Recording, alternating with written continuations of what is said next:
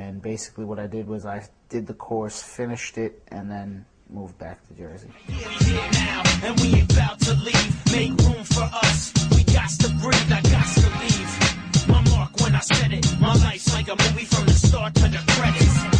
He came home 2 weeks ago, and already things are starting to happen for him. Went into this radio studio and just did an in-depth, hour-long radio interview with Dave Marsh, one of the founders of board members of the Rock and Roll Hall of Fame, Bruce Springsteen's biographer, bigwig. He chose 4 songs off of my album and played them in their entirety over the course of the hour-long interview, and they went out there on, a highly listened to program on a highly listened to station on Sirius satellite radio. This isn't just your, 88.2 college, underground radio. This is like top notch. It's serious. Exactly.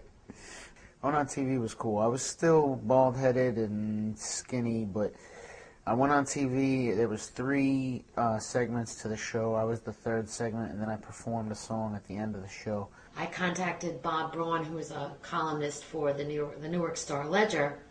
He came to the hospital during Jesse's last hospitalization and interviewed him and listened to the album. And he wrote a whole article about him. There was a front-page picture of Jesse on the New Jersey section, January 11th, which profiled him and his illness and the album that came out of it. I'd like to keep making, music that young adult cancer survivors can relate to and can, still bob their head to. My album, Cancerous Flow Lyrical Journal, I've distributed a lot of copies of it, and I think it's helped a lot of, a number of people. I gotta keep it positive, yo, and always spit it with a positive flow, I gotta keep it positive, yo. Let's go. So what are you doing now? Well, right now I'm actually not earning a living. I'm doing an unpaid internship at the knitting factory in New York City, but I'm learning a lot about live sound engineering. I'm hoping that it leads to a job there, a paying job. He's doing the engineering, he's rapping, he's recording, so, but I think, he has so many talents that there's a lot of doors open for him. Staying positive don't mean I stay smiling. It means I haven't quit or decided I ain't trying. Well, I know he did a show out in New Jersey. I don't exactly remember where, but I know it was a Relay for Life show. Seeing him up there, seeing him rocking was, a chance for him to get it out, being able to rock for those people and getting the response he got. It brought his confidence back, or as we rappers like to call it, his swagger. He got his swag back. He got that. He got that, yeah, man, yeah, I'm going to do this. Let's record. Let's get in the studio. Let's go hit the open mics. I think that really just brought that fire back into him. I mean, here I was 4 months, 6 months into remission, and I've got all these people making speeches and, saying things like 19-year cancer survivor, 25-year cancer survivor, and it was inspiring to me, and I was honored to be able to be a part of it and, have my little piece of contribution. This ordeal, it's time for me to say thank you. So I propose this toast. Yeah, this is for Louise and Ron. He didn't want cancer, but he wanted to be a successful rapper. So with cancer, he continued to rap. So what does that mean? He never let anything worry him. He didn't care.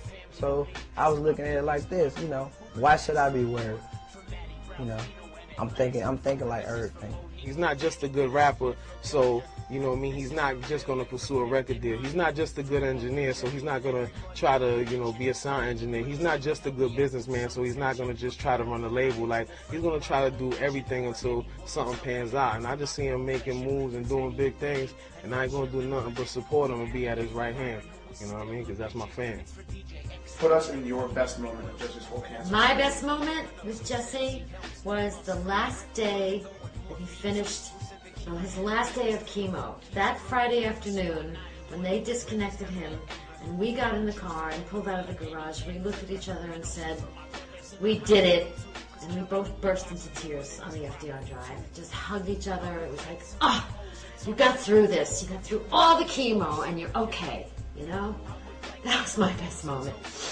You talk about a person that, according to society standards, if he was to box, he'd be a featherweight. And he held it down like a heavyweight. Why you? I think because I was supposed to make that Cancer album.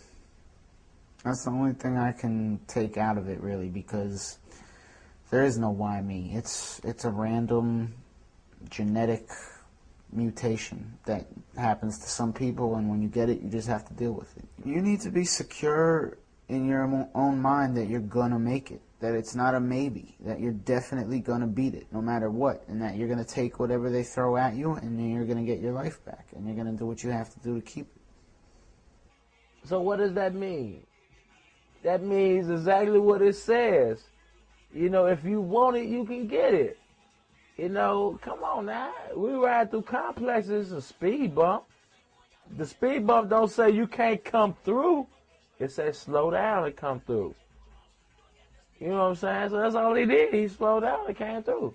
Y'all don't feel pain, y'all ain't living correct. It's like the ones who don't deserve it, the ones giving respect. Seen dimes flock the job to scandalous men. Hit me up for what they want and then vanish again. I ain't the type to lie, so I don't plan to pretend to be what I'm not. Not everybody gets to do what they love for a living. It's, you know, a lot of people do what they have to do for a living. They go to work every day and work for a boss that they hate, doing stuff that they don't want to do.